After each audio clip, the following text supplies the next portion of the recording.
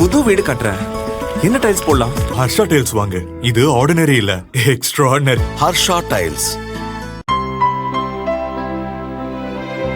இனிமே கண்ணை மூடிட்டு கடலை எண்ணெய் வாங்கலாம். ஏன்னா மந்த்ரா கடலை எண்ணெய் இதயத்தின் தயாரிப்பு. வறுக்க பொரிக்க ஏன் எல்லா சமையலுக்கும் மந்த்ரா தான். மந்த்ரா கடலை எண்ணெய், அபார ருசி, ஆரோக்கியமான உடல் நலம். கரூரில் தாவேகா தலைவர் விஜய் பங்கேற்ற கூட்டத்தில் நெரிசலில் சிக்கி 41 பேர் இறந்தனர். இந்த சம்பவத்தின் பின்னணியில் திமுகவைச் சேர்ந்த முன்னாள் அமைச்சர் செந்தில் பாலாஜி இருப்பதாக சிபிஐ அதிகாரிகளிடம் தாவேகாவினர் புகார் அளித்தனர். எங்கள் கூட்டத்திற்கு இடம் ஒதுக்கியதில் துவங்கி எல்லாவற்றிலும் செந்தில் பாலாஜியின் தலையீடு இருந்ததென விஜய் தரப்பில் கூறப்பட்டது. இது தொடர்பான விசாரணைக்கு வருமாறு டில்லி சிபிஐ அலுவலகத்திலிருந்து செந்தில் பாலாஜிக்கு சம்மன் அனுப்பப்பட்டிருந்தது. அதனை ஏற்று டில்லி சிபிஐ அலுவலகத்தில் செந்தில் பாலாஜி விசாரணைக்கு ஆஜரானார்.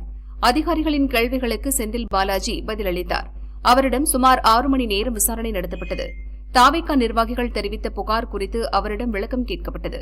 அப்போது விஜய் பங்கேற்ற கூட்டத்தை சீர்குலைக்க ஆயுதங்களுடன் ஆட்களை அனுப்பினீர்களா என கேட்கப்பட்டுள்ளது.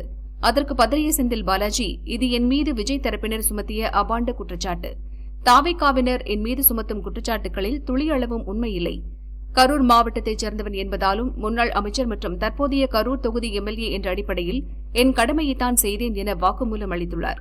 தேவைப்பட்டால் மீண்டும் விசாரணைக்கு அழைப்போம் என சிபிஐ அதிகாரிகள் செந்தில் பாலாஜியிடம் தெரிவித்துள்ளனர்.